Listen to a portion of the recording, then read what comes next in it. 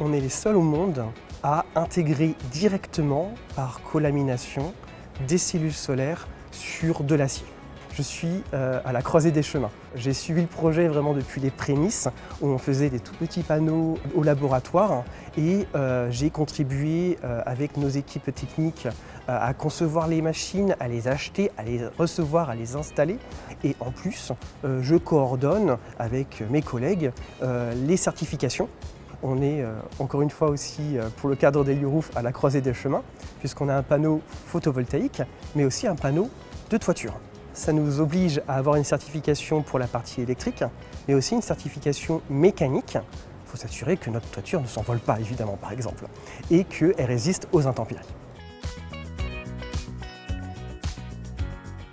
On a commencé avec une ligne pilote. Tout ce que vous pouvez voir sur la ligne aujourd'hui, donc 2 halls entiers industriels tenaient dans 100 mètres carrés pour pouvoir passer d'une phase pilote à une phase industrielle, de pouvoir acheter des machines, pouvoir les définir. Comment elles traitent la matière et la transforment pour intégrer notamment des cellules solaires sur l'acier. En parallèle, il fallait toujours faire des démonstrations, montrer que le produit que l'on fabriquait correspondait à ce que l'on voulait faire et maintenir toujours des essais de performance, de durabilité et de sécurité pour HelioRoof.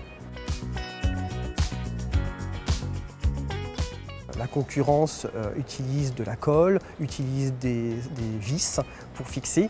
Ces options ont des désavantages. Nous, on est directement intégrés dessus.